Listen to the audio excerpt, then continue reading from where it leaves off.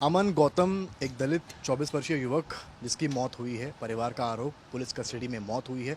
चंद्रशेखर आज़ाद रावण सांसद चंद्र आज़ाद समाज पार्टी के अध्यक्ष यहाँ पहुँचे हैं, परिवार के साथ हैं। आप देख सकते हैं ये पूरा परिवार भी यहाँ एकत्रित है।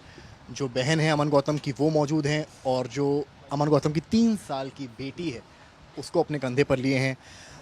आज़ाद साहब, आप यहाँ पहुँचे हैं, क्या कुछ बातचीत हुई है, कैसे पूरे मामले इनका को देख? दुख सुनने के बाद मेरे पास सब नहीं है कि मैं क्या कहूँ। इस 3 साल की नन्ही बच्ची को मैं क्या जवाब दूँ, किसके पिता को क्यों मारा गया, और फिर इसकी पत्नी को, अमन की जो छोटी बहन है हमारी, उसको क्या जवाब दूँ, इसकी बहन सुधा को मैं क्या जवाब, इनके आंसुओं का मैं किससे जवाब मांगूँ। मुझे तकलीफ़ इस बात की है कि गांव में नहीं हो रहा है ये, प्रदेश की राजधानी से 500 किलोमीटर दूर किसी गांव में नहीं, प्रदेश की राजधानी में मुख्यमंत्री जी के नाक के नीचे हो रहा है। और कल से अब तक इनका दर्द जो है क्यों नहीं दिखाई दिया। क्या वो जो नारा लगाते हैं बटेंगे तो कटेंगे, तो ये बटेंगे कटेंगे में ये सिर्फ चुनाव में आते हैं। चुनाव के बाद भी इनकी कुछ हैसियत है उनकी नज़रों में। इनको एफआईआर कराने के लिए सड़क पे आंदोलन करना पड़ा रात को 12 बजे तक। उसके बाद इनको लाठियों से फटकारा गया, वीडियोज हैं जिस तरह मारा गया। अधिकारी, पुरुष अधिकारी महिलाओं के सीने पे पैर रख के कहते हैं कि जाओ, जिससे तुम पे जो उखड़ता उखाड़ लो, जो तो जिसको बुलाना हो बुला लो। उनकी 13 साल की बच्ची के साथ पुरुष पुलिसकर्मियों ने जिस तरह का व्यवहार किया, मैं बड़े दुख के साथ कह रहा हूँ कि दलितों की जान की कोई कीमत उत्तर प्रदेश में नहीं है। उत्तर प्रदेश में दाल महंगी है, दलित की जीवन सस्ता है। अभी 4 लोगों के साथ परिवार में, वो भी 3-3 साल के बच्चे थे, अगर आपको याद हो, जिनकी हत्या की गई थी। और अब ये सब कुछ मुख्यमंत्री जी के कार्यकाल में हो रहा है। मैं इस परिवार के लिए न्याय की मांग करता हूं कि इस मामले में न्यायिक जांच हो। जिन अधिकारियों ने अच्छा व्यवहार नहीं किया, वो इस परिवार को न्याय क्या दिलाएंगे। इस घटना की न्यायिक जांच होनी चाहिए। और जिस तरह विवेक तिवारी जी के मामले में पुलिस के द्वारा इसी तरह की घटना में उनको 50 लाख रुपए का मुआवजा उनके परिवार को, कि वो परिवार पैरों पर खड़ा रहे और एक सरकारी नौकरी दी गई, इस परिवार को भी 50 लाख रुपए का मुआवजा और एक सरकारी नौकरी दी जाए, जिससे ये परिवार अपने आप को बेसहारा असहाय महसूस ना करे।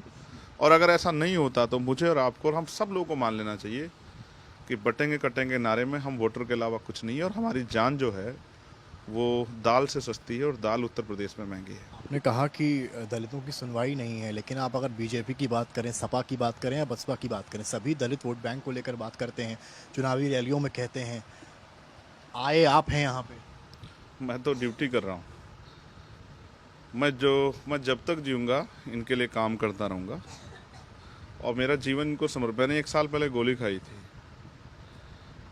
मैंने अपनी जान को भी जो है वो दांव पे लगा दिया, इस वजह से कि इनके साथ होने वाली हिंसा रुके और इनके साथ ये जुल्म बंद हो। लेकिन मैं असफल हूँ क्योंकि हम उतने ताकतवर अभी नहीं बन पाए। मैं अपने लोगों से ताकत के लिए लगातार मांग कर रहा हूँ कि वो मुझे मौका दें, तो इस जुल्म को करने वाले आंखें, वो हाथ जो हैं, अगर वो निस्ता नाबूद ना हो जाए तो मुझे कहना। मायावती ने भी एक्स पर पोस्ट किया कल इस मामले को लेकर। मैं उनका धन्यवाद करता हूँ कि उनको थोड़ी चिंता अभी बाकी है उनकी। लेकिन सच ये है कि लखनऊ में रहने वाले नेताओं को मेरा इंतज़ार नहीं करना चाहिए था। उनको मुझसे पहले इस परिवार के साथ खड़े होकर साबित करना था कि वो सिर्फ वोट के लिए इस परिवार को के पक्ष में नारे लगाते। पीडीए को लेकर भी चाहे सवाल। पीडीए का नारा हो, चाहे बटेंगे कटे का नारा हो, चाहे हिंदुत्व का नारा हो, ये तो परिवार जो है, इनके आंसू का जवाब शायद उन नेताओं के पास ना हो। इनका दोष क्या है आपको पता है? जब अमन के साथ ये हुआ, उससे पहले वो धार्मिक तौर पे माता के जागरण के लिए जो है वो चंदा इकट्ठा कर रहा था। मेरे पास शब्द नहीं है, क्योंकि इस घटना के बाद इनके साथ मारपीट भी की गई, इनको डराया भी गया। 6 बजे इनके घर पे, और इनकी डेड बॉडी भी नहीं दे रहे थे। उन तो कह रहे थे यहीं से सीधे लेके जाके शमशान घाट में जलाओ, जबकि ये जो है नहीं चाहते, ये अपने घर लाना चाहते हैं उसको, उसके बाद क्रिमिनेशन करना चाहते हैं। मैं कुछ नहीं कह सकता, मुझे बड़े दुख के साथ कहना पड़ रहा है कि बिना संघर्ष के इस परिवार को न्याय नहीं मिलेगा। उसने कहा पोस्टमार्टम रिपोर्ट में चोट नहीं है, दिल का दौरे से मौत हुई है। मैं फिर आपसे कहूँगा कि दिल के दौरे के पड़ने की नौबत आई कैसे? वो कौन सी स्थिति थी कि दिल का दौरा पड़ गया है? अब से पहले तो उसे कभी दिल का दौरा नहीं पड़ा। वो परिस्थिति क्या थी जब उन्होंने उसको मारा, उसको डराया, क्या पता कहाँ मारा होगा जिससे वो उसका हार्ट बीट इतनी बढ़ी कि उसको अटैक आ गया। अगर दिल के दौरे से वो ही है। आप यहाँ पहुँचे हैं, आपकी आप परिवार से मिले हैं, लगभग 1 घंटा आपकी मुलाकात चली है, क्या मांग आप रख रहे हैं सरकार के साथ? देखो, परिवार की एक मांग है, परिवार ने मुझसे और कोई मांग नहीं की। परिवार का कहना है कि उनको न्याय मिलना चाहिए और मेरी ये मांग है कि न्याय भी उनको जो है वो न्याय संगत ही होना चाहिए, उनके साथ कोई लीपापोती ना हो।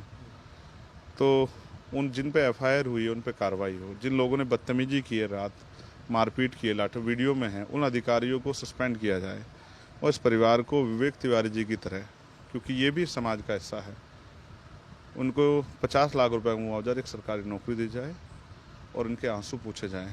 मुझे नहीं पता मुख्यमंत्री जी इस परिवार को मिला के इनका दुख सुनेंगे नहीं सुनेंगे, लेकिन जब तक मैं हूं तो मैं अपनी ड्यूटी को अदा करता रहूँगा और मैं इस परिवार के साथ खड़ा हूँ। मैं इसका हाथ नहीं छोड़ने वाला। खुद भी काफ़ी इमोशनल हैं और आप देख सकते हैं यहाँ पर चंद्रशेखर रावण हैं, परिवार पूरा एकत्रित है, बहन, पूरा परिवार इस कमरे, 2 कमरे हैं कुल मिलाकर।